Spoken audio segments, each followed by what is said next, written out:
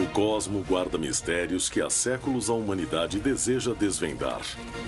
A corrida espacial permitiu aproximar os homens de galáxias distantes, descobrindo inúmeros mistérios.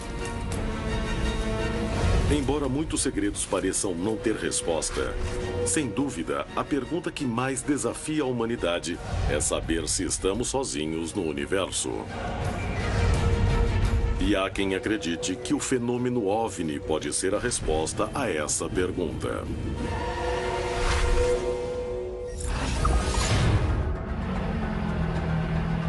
No vulcão Iztaccíhuatl, no México, um grupo fazia vigília em uma região de muitas ocorrências, em busca de evidências de OVNIs.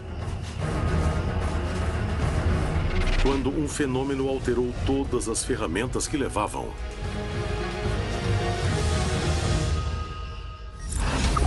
Em Buenos Aires, na Argentina, um pesquisador tentará determinar se o registro de um vídeo de fenômeno OVNI possui explicação plausível. No Brasil, em Minas Gerais, o famoso cantor Yacir Shediac teve uma experiência que até hoje não consegue explicar.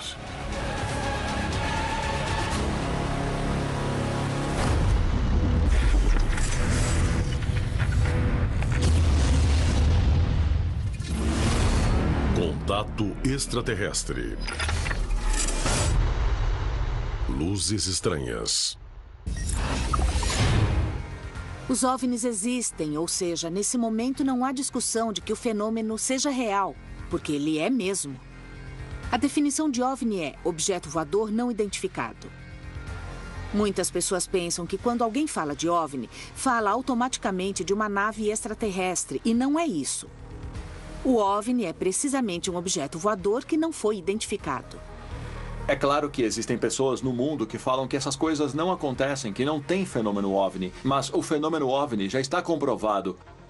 O governo francês já falou isso e outros, que é um fenômeno real com carga magnética alta e que não pode ser atribuído a fantasias nem confusões. Qual a possível explicação de um OVNI? A teoria, obviamente mais conhecida, é de que são naves ou tecnologia não humana. A existência do fenômeno OVNI parece muito bem estabelecida, até mesmo entre cientistas. Ainda assim, não significa que exista um consenso sobre o que há por trás dessas manifestações, nem qual seja sua verdadeira natureza. Os céticos adoram falar que os OVNIs não são alienígenas. Descrevem facilmente como um satélite, um planeta ou uma lua. Eles falam qualquer coisa, menos alienígena. Olha, na verdade, a ridicularização da ufologia, eu acho que Schopenhauer estava certo. Toda verdade no início, ela é negada. Depois ela é ridicularizada, para finalmente ser aceita como óbvia. A ufologia foi negada. Negou-se, negou-se. Agora ela está sendo ridicularizada. O problema é que eles não focam nos casos que são bons e interessantes. Eles simplesmente têm a opinião de que os OVNIs não são alienígenas, que eles não existem ou que, se existem, não estariam por aqui porque nunca foram vistos. Mas eles nunca pararam para sentar e analisar os casos interessantes. O que se esconde por trás do fenômeno OVNI? Seriam fenômenos da natureza para os quais ainda não temos explicação? Ou realmente se trata de tecnologia não humana? Descobrir o que se esconde por trás das histórias que diariamente são contadas no continente pode ser a chave para resolver esse mistério. Em 12 de dezembro de 2012, Arturo Sarabia, acompanhado de uma equipe de resgate e pesquisadores do fenômeno OVNI, resolveram subir o vulcão Iztaccíhuatl para estudar uma das áreas com mais ocorrências de aparições na região. A equipe tinha que subir mais de 4.000 metros. O frio e a falta de oxigênio seriam seus maiores inimigos.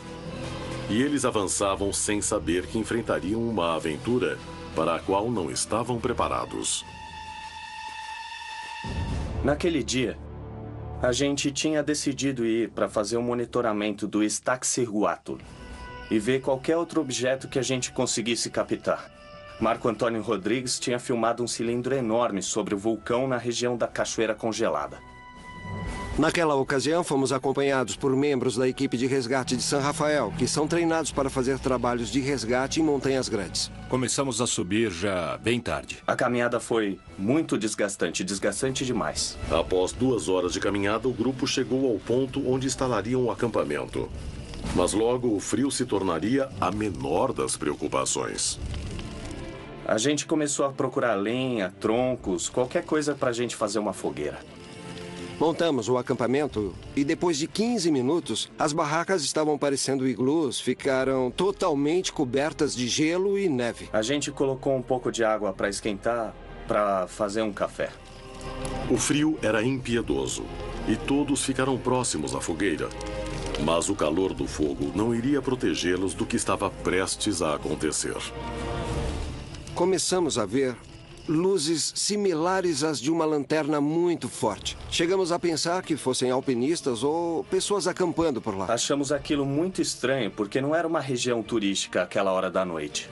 Embora ninguém tenha falado nada, todos sentiam que havia algo estranho nas luzes presentes perto do local. As luzes não pareciam ser de uma fogueira, não pareciam porque eram muito intensas. A gente não via o brilho normal de uma fogueira. Era simplesmente um ponto de luz. As luzes continuavam ali e a equipe de resgate não conseguia entender o que era. A surpresa da equipe de resgate foi que elas não tinham registro da presença de nenhuma pessoa que estava na montanha. As luzes começaram a mostrar um comportamento cada vez mais estranho. As luzes acendiam e ficavam fixas. De repente apagavam. Acendiam de novo e depois apagavam.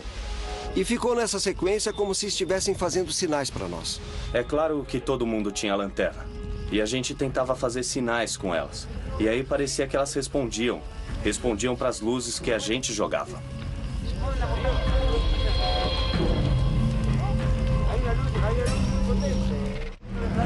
Como as luzes continuavam, todos quiseram ir ver do que se tratava. Fomos até lá com as lanternas, com as câmeras infravermelhas, para ver onde estávamos pisando. Até que uma hora, quando chegamos mais perto, as luzes que até então eram brancas, de repente ficaram vermelhas de um tom muito forte. Decididos a descobrir do que se tratava o fato estranho, um grupo se aproximou ainda mais do local de onde as luzes emanavam.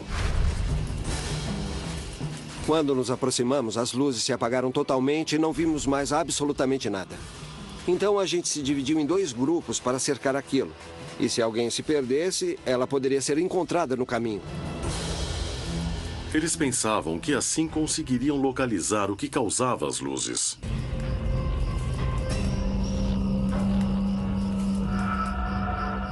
Nós nos reencontramos e não conseguimos ver ninguém que tivesse passado por lá. Não havia vestígios de que alguém tivesse estado ali. Não havia nenhuma marca de pegada. Quando é uma área muito úmida, é bem fácil ficar em marcas dos pés ou de calçados.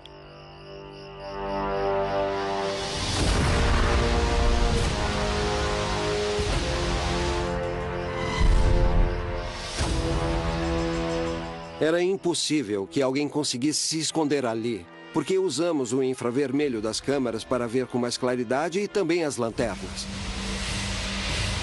Então o que era aquilo? De onde vinham aquelas luzes? Sem nenhuma possibilidade de responder à pergunta, os homens resolveram retornar ao acampamento. A única coisa que queríamos era nos proteger do frio, porque estava fazendo uma temperatura tão baixa que a água que levamos para tomar até congelou. Preocupados em se proteger do frio, ninguém percebeu nada estranho no local, embora algo incomum estivesse começando a acontecer.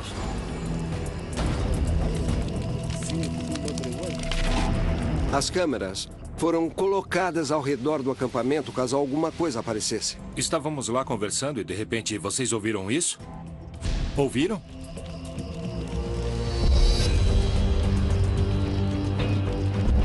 A gente começou a escutar uns barulhos que pareciam de tambores.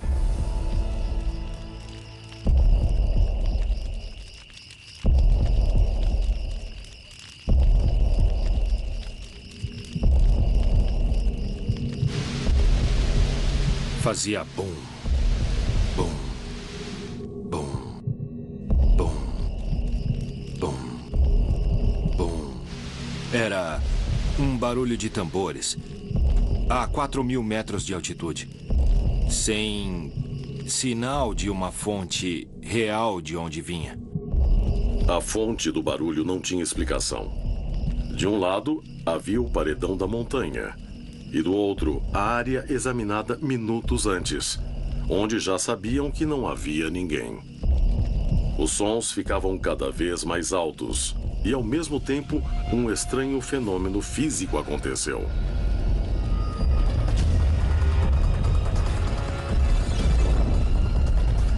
Ao mesmo tempo em que aquilo acontecia, vimos que as bússolas analógicas rodavam sem parar, feito loucas. Elas não detectavam o norte magnético. Os dispositivos digitais, que funcionavam como bússolas, como detectores de campos eletromagnéticos, travaram. Eles mostravam uma mensagem que mencionava uma interferência eletromagnética. Pensamos que fôssemos presenciar alguma coisa, que algo fosse aparecer de repente. O grupo percebeu que alguma coisa realmente estranha estava acontecendo e começou a se preparar para o pior. Em muitos dos casos registrados no continente, testemunhas afirmam ter visto luzes incomuns, mesmo que nem sempre consigam captar o que se esconde por trás delas. Mas um caso registrado na Argentina pode ajudar a revelar esse mistério. Em Buenos Aires, em 2013, uma equipe de pesquisa do fenômeno OVNI registrou em vídeo uma luz estranha. O caso chegou até Sebastián Escobar, pesquisador desse tipo de evento. Ele tentará provar se existe alguma explicação conhecida para o que aconteceu. Sebastián Escobar se reúne com Pablo Cano, especialista em imagens. Ambos analisam o vídeo e tentam descobrir qual pode ser a origem da luz. E o que mais chama a sua atenção nessa imagem registrada? Bom, na verdade, nós podemos ver que o centro dessa luz é branco, ou seja, é muito forte. Então está saturando a imagem, por mais que esteja longe e se afaste. A luz é muito potente, não é uma luz fria, é uma luz com muito brilho. Mas, de toda forma, é uma imagem estranha, não estou acostumado a esse tipo de imagem. E é possível descartarmos a presença de alguma aeronave convencional, helicóptero, avião? Normalmente, aviões ou helicópteros possuem pontos de referência, que são as luzes que piscam, que fazem assim e geralmente, quando são visíveis, ficam aqui na lateral. Sendo assim, isso descarta que é um avião. Nesse caso, está totalmente descartado, porque não há pontos de referência. O céu está na linha do horizonte, não está? Às vezes, os fenômenos de luzes incomuns no campo não significam que estão no ar. Às vezes, estão em terra e são espontâneos. Não vemos um deslocamento nem na horizontal, nem na esquerda ou direita, nem vertical, nem de cima para baixo. Observe que quando ele diminui o zoom, bem nessa hora, agora sim você vai ver a referência do carro. Sei. É muito estranho. E o que poderia ser a origem dessa luz? Qual objeto poderia ser que emitiu essa luz tão potente, estranha e branca que mencionou? Bom, essa é a questão. Não é possível determinar, mas evidentemente é uma luz muito forte, incomum. Eu não estou habituado a ver esses pontos de luz no campo. É uma luz que se comporta de modo meio estranho. Precisamos fazer mais testes. Mais testes, com toda certeza. O analista de imagens descarta que a luz seja de uma aeronave conhecida e não consegue identificar qual poderia ser sua origem. Sebastián realizará testes colocando alguns objetos no ar para tentar gerar o mesmo tipo de imagem. Teria sido algo conhecido ou realmente foi um OVNI?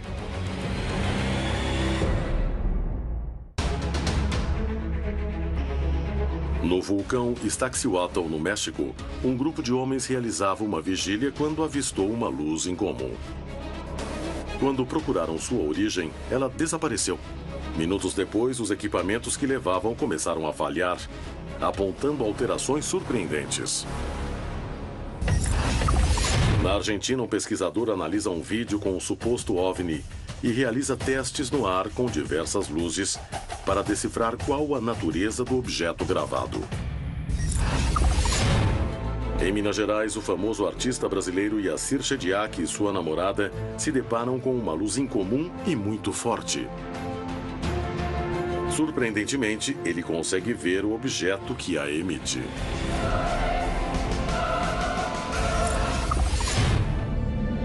Em 12 de dezembro de 2012, Arturo Sarabia, uma equipe de resgate e pesquisadores do fenômeno OVNI estavam no vulcão Iztaccíhuatl. Eles queriam estudar de perto uma das áreas com mais ocorrências de aparições de todo o continente. Poucos minutos depois de chegarem, viram luzes incomuns no local. Imediatamente, um barulho estranho invadiu o lugar e não sabiam o que era. E deu uma espécie de pânico em todo mundo, porque não sabíamos o que estava acontecendo. Fomos para tentar gravar objetos voadores não identificados e nos deparamos com aquela situação. Então começamos a entrar em uma paranoia. Principalmente depois que um dos colegas falou: "O que estou fazendo aqui?" Se falou isso é porque estava com medo. Todos estávamos tentando apoiá-lo. Falávamos: "Estamos juntos, não se preocupa. Subimos juntos e desceremos juntos." Aos poucos, conseguiram recuperar a calma e chegaram à conclusão de que era melhor tentar descobrir de onde vinha o barulho. Começamos a ir até onde ficavam as árvores com as câmeras. Todos tinham uma câmera. E alguns levavam uma lanterna para ver o que havia atrás das árvores. Não vimos nada, não conseguimos gravar nenhum áudio. Foi muito estranho, porque todos nós ouvíamos e era bem alto, mas nenhum dispositivo captou aquilo. E depois de uns 20, 25 minutos, o barulho parou. E daí não escutamos absolutamente nada. Nervosos, os homens permaneceram em vigília constante até o sol nascer. Mas a montanha guardava mais surpresas para eles. E vimos que passou uma coisa, um objeto, também por cima das árvores, no meio do mato, e alguns minutos depois, passou outro. No primeiro, eu até tentei, mas não consegui gravar. E daí eu vi o segundo e gritei: "Olha outro lá!" E aí eu peguei a câmera e esse sim eu gravei. O segundo dá pra ver bem, dá pra ver uma esfera passando por trás das árvores.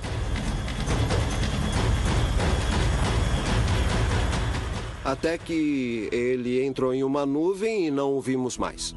Depois de registrar os OVNIs, o grupo decidiu que era hora de voltar. A vigília tinha dado resultados incríveis.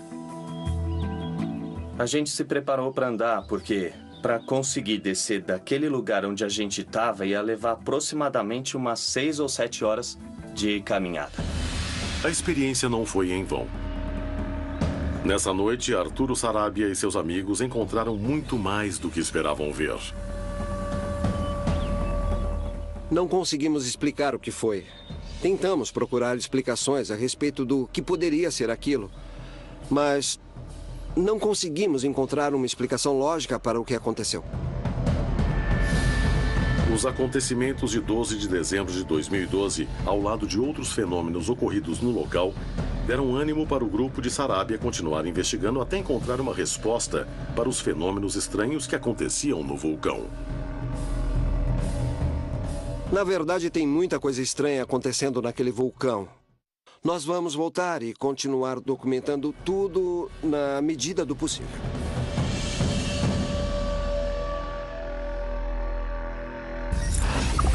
Sarabia não é o único investigador do fenômeno OVNI disposto a ir até as últimas consequências para encontrar uma explicação a essas manifestações estranhas. O acompanhamento e estudo desses casos tem levado a possibilidades assombrosas que continuam em debate. Em 1958, veio à tona uma teoria sobre a possibilidade de que o fenômeno OVNI não ocorria ao acaso. Eles poderiam estar organizados ao redor de um eixo traçado originalmente na França, que logo foi ampliado. Será que existem áreas mais propensas? Como devem ser interpretadas? A famosa linha Bashona-Vichy, ou Bavik, como foi chamada na época, é uma linha que atravessava justamente duas cidades francesas nas famosas aparições de 1954. Bom, as linhas de Bavik, ou pelo menos aqui desse lado do mundo, elas são conhecidas como ortotênicas. São as linhas, são os caminhos por onde constantemente é possível ver atravessando objetos voadores não identificados. E quando essa linha foi esticada, de uma forma imaginária, até outros países, encontraram uma grande quantidade de casos. Então disseram que poderia ser uma espécie de corredor. Então nós tivemos uma onda UFO grande aqui na América Latina, começando em Ponta Porã, indo até Recife, atravessando o oceano e entrando pela Europa, em que você teve, no mesmo período, ondas UFOs com muitos avistamentos, e ela está exatamente num ponto onde você tem catedrais, grandes monumentos, grandes acontecimentos da humanidade. O interessante nisso é que alguns investigadores da República Mexicana na década de 60, como Pedro Ferris Santa Cruz, nas décadas de 60 e de 70, pegaram este mesmo modelo e aplicaram no México. E o que surgiu de interessante foi que essas linhas existiam, mas entre zonas arqueológicas. Em algumas regiões, estas linhas se juntam e formam vórtices, centros de energia. E também dizem que no México, em regiões especiais como Tepoztlán e Morelos, onde se diz que 7 linhas-lei se cruzam por lá. Isso significa que nossos ancestrais podiam sentir melhor esses locais de poder do que sentimos hoje e que utilizaram como locais de adoração, locais de sacrifícios e também de rituais? As linhas ortotênicas são linhas de fundamental importância no planeta, porque talvez aí residam pontos vitais do próprio planeta, da própria Mãe Terra. São linhas que talvez os extraterrestres seguiem para manter contato conosco. E são nesses tipos de linhas que as pessoas dizem ter mais atividade de OVNIs. Será que isso acontece porque os OVNIs, de alguma forma, conhecem essas linhas?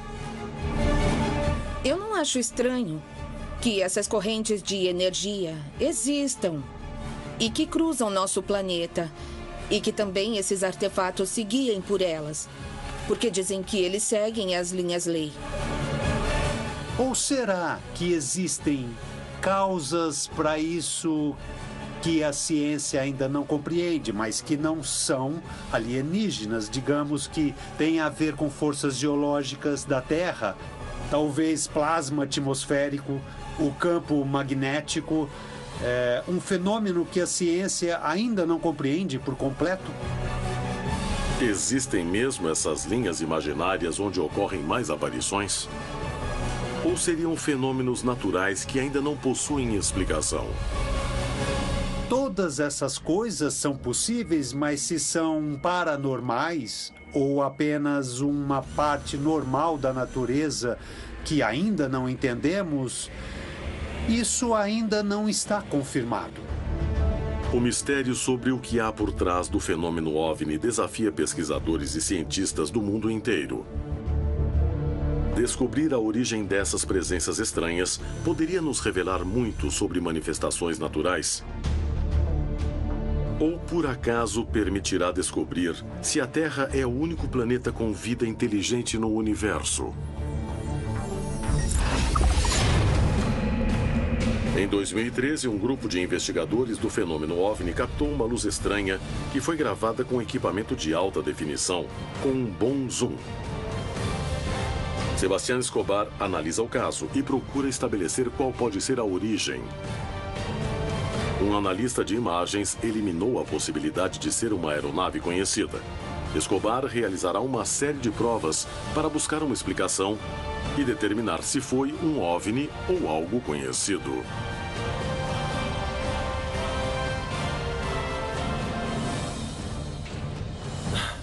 Então nesse lugar, Sebastián, é aqui. Eu acho melhor irmos para lá para vermos melhor, não é? Bom, então podermos vamos ver nessa. tudo melhor. Vamos. Basicamente, Este é o local da incidência dos fenômenos. Toda a área que vemos ali. E você acha que foi mais ou menos a qual distância? Uns 500 metros para dentro do mato, mais ou menos. E o que exatamente vocês viram? Bom, no começo era uma luz potente, não é? E depois ficou parecendo um cacho que soltava luzes pequenas do lado de cima e começamos a filmar com a câmera de visão noturna. E na hora percebi que era um fenômeno, porque era uma luz com uma potência e com um movimento muito particular. E o que acha que viram? Bom, inicialmente descartamos todo tipo de fenômeno terrestre ou qualquer tipo de objeto que voa pelo campo à noite. Era um campo ionizado que gerava um fluxo luminoso. Era uma luz que parecia líquida, entende? Uma energia que apresentava um giro permanente e uma rotação contrária ao sentido horário.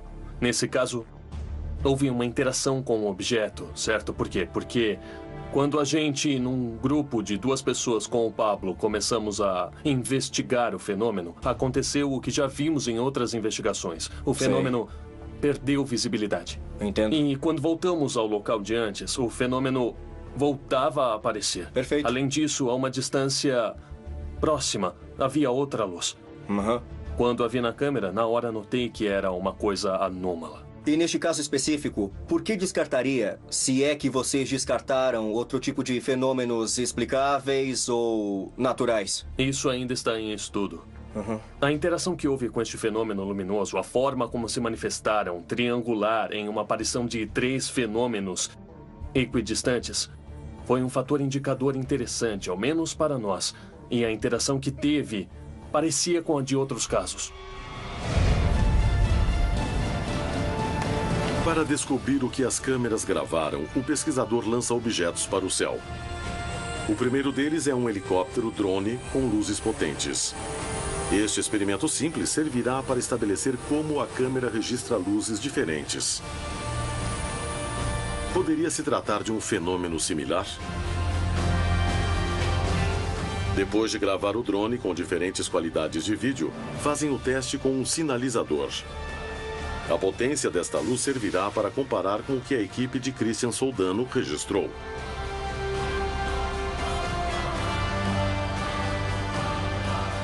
Uma análise exaustiva irá comparar as imagens captadas no teste com as originais.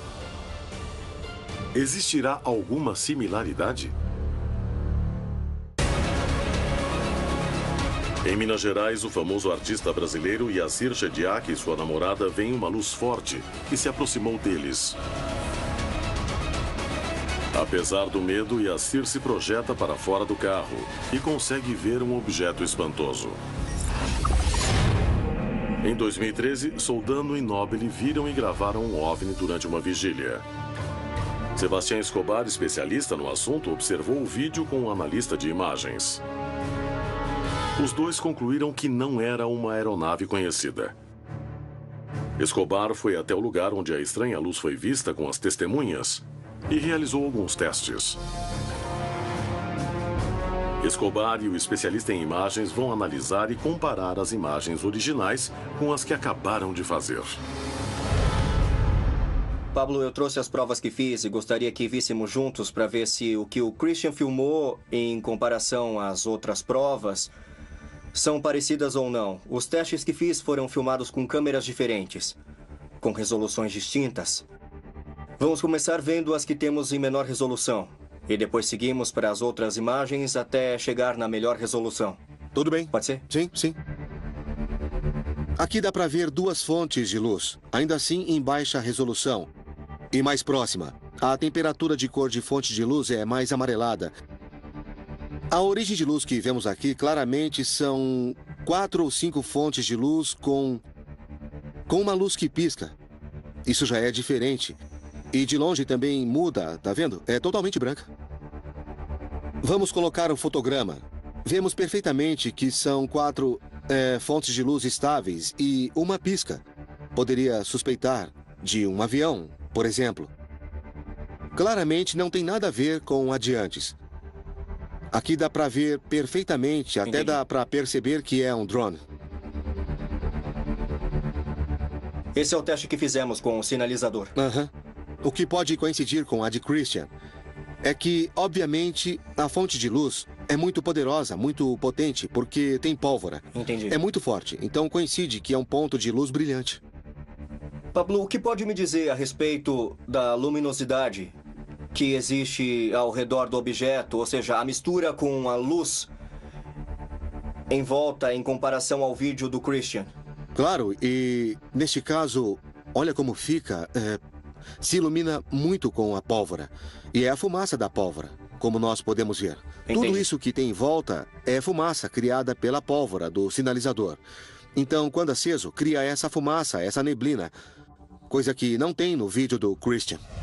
E depois de ter feito e analisado todas as provas, eu concluo que o que conseguimos recriar com os elementos naturais não tem nada a ver com o vídeo que o Christian mandou. Com relação ao vídeo do Christian, eu não poderia afirmar que se trata de um OVNI, mas também não poderia descartar a hipótese. Sebastián conseguiu provar que a luz gravada pela equipe de investigação de Christian Soldano não foi causada por uma aeronave conhecida, nem por nada que ele lançou ao alto. E que não se parece com nada conhecido. Mas teria sido um OVNI? E se fosse, qual seria a sua origem? O continente guarda milhares de histórias parecidas com a de Christian Soldano. Luzes estranhas que surgem no céu, cuja origem permanece um mistério. No entanto, algumas testemunhas afirmam ter conseguido ver os objetos por trás delas.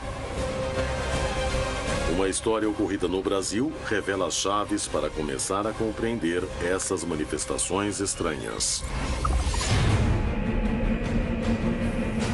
Em uma noite de fevereiro de 1995, o conhecido artista brasileiro Yacir Shediac estava com sua namorada quando começaram a viver uma experiência que até hoje não tem explicação. O que devia ser uma viagem de prazer logo ia se tornar uma experiência inexplicável. Os dois seguiam em um carro, procurando se afastar dos barulhos da cidade e a caminho de uma noite romântica no campo.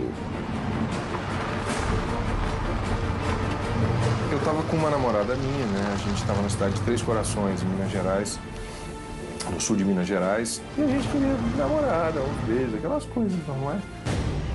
Como eu conhecia bem a região, meu pai tem um sítio, eu fui com ela, peguei o carro e fomos para essa região do sítio, porque ali era um lugar que não passava gente, a gente descia do carro, tomava um vinho, ficava vendo estrela, falando, conversando, namorando e tudo mais.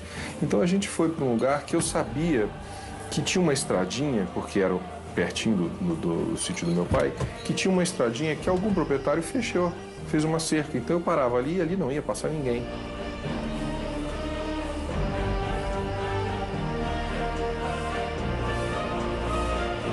Nenhum dos dois podia imaginar que a paisagem ia mudar drasticamente e que cada minuto que passavam naquele lugar os deixava à mercê de algo que nunca poderiam explicar.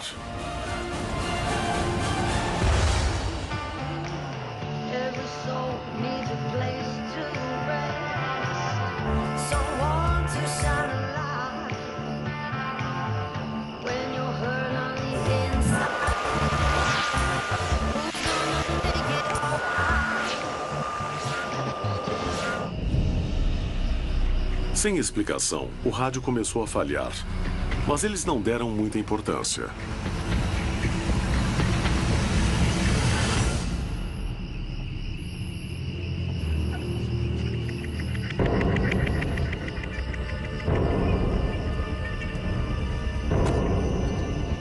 E a gente ficou ali dentro do carro, conversando, namorando, tomando um vinho, ouvindo música, batendo papos, beijando, etc e tal. Eu estava numa estrada muito estreita e já estava crescendo grama nessa estrada também. Então, quer dizer, é um lugar realmente que não passava absolutamente ninguém.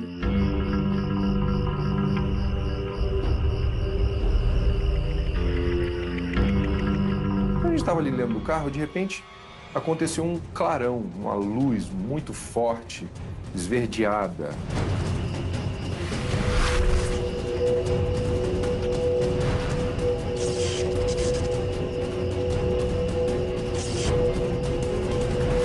Ficou tudo de dia, clareou tudo.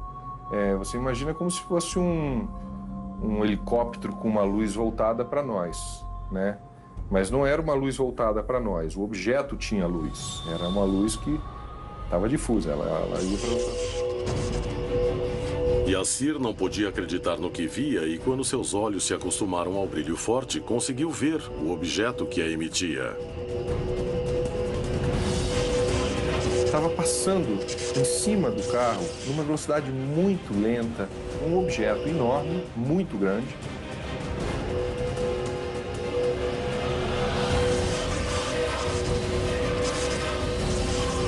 A luz se aproximava cada vez mais do carro. E os dois estavam sozinhos, no meio do nada, sem saber como reagir diante da situação.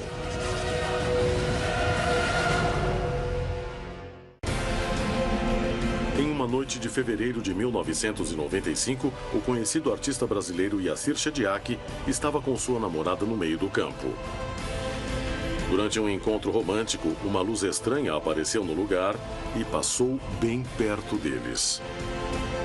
Tanto que, quase 20 anos depois, ele lembra como era o objeto que a emitia.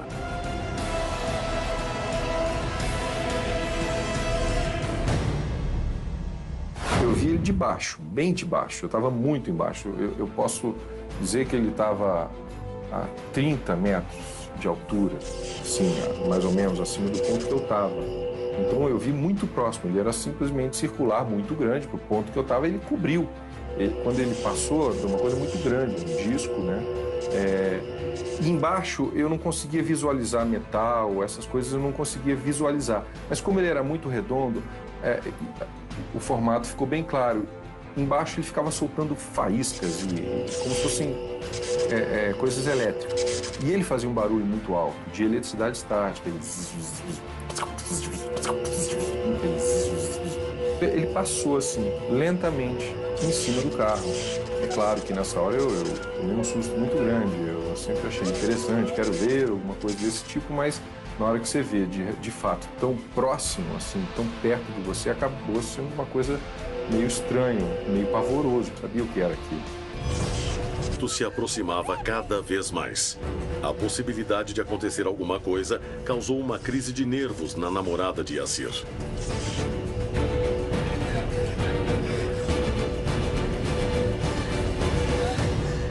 Ela entrou em pânico. Eu lembro que ela ficou muito nervosa. Eu sei que ela gritou, falou: o que é isso? O que é isso? A luz estranha estava quase em cima deles. Yassir sentia fascinação e pânico ao mesmo tempo.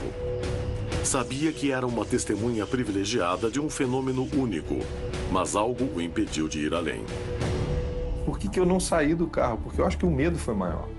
Né? Você está num lugar totalmente escuro e fica inseguro. Foi uma sensação de insegurança. Diante da situação de perigo, Yassir optou por continuar no carro, observando o objeto que lentamente começou a se distanciar.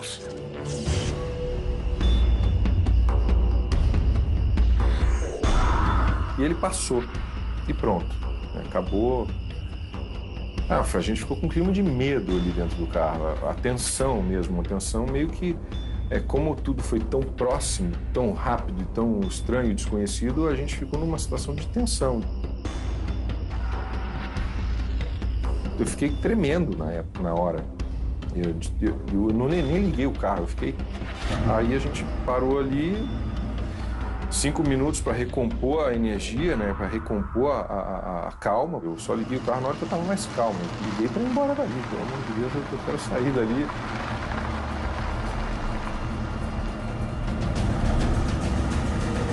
Porque só vai que volta e eu não sei o que é.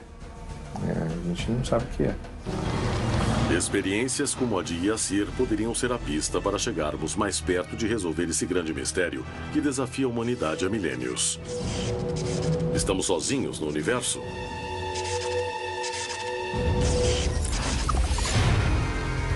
O argumento cético afirma que o fenômeno OVNI pode ser explicado como ufologia não humana. Segundo essa ideia, as distâncias do espaço são tão grandes que seria impossível para qualquer espécie conseguir atravessá-las. Os céticos vão tentar dizer uma coisa porque não querem que vejamos o que realmente importa. Por que disso? Eu não sei porque os céticos querem dizer no que acreditar. Como cientistas, e muitos deles são cientistas de verdade, deveriam saber que eles não sabem de tudo. O argumento mais comum é que não se pode ir tão longe. Isso é tão simplório quanto dizer que o tempo necessário para dar a volta na Terra é o mesmo que Fernão de Magalhães levou em 1523. O barco dele levou navio. Levou 3 anos. A estação espacial faz isso em 19 minutos. Se o cientista diz que sabe de tudo, isso é um problema. E muitos céticos sabem, sem nenhuma dúvida, que os OVNIs não são alienígenas. E eu tenho um grande problema com isso. A ciência é constantemente reescrita. Então nós não sabemos realmente o que é um fato científico. A resposta para a questão da distância, a resposta simples é depende. Estamos falando de um foguete químico? Isso é ridículo, é claro que não. A pergunta geral é: qual a história de interação entre extraterrestres e humanos? Eu não tenho dúvida de que extraterrestres interagem com a raça humana há muito tempo.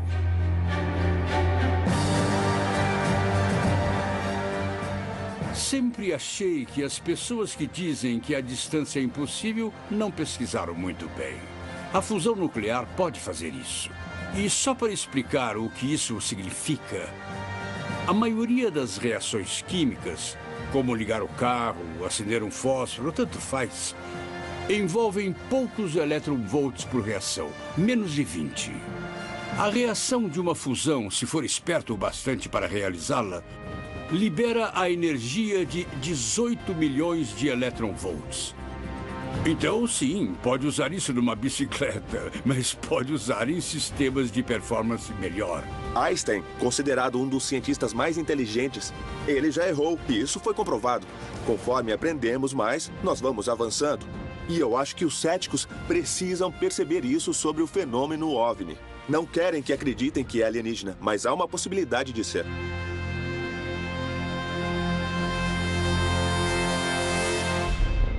Os avanços científicos criaram tecnologias que há apenas um século pareciam impossíveis. A época atual exige que dia após dia o homem viva rodeado de mais capacidade tecnológica que em toda a história prévia da humanidade.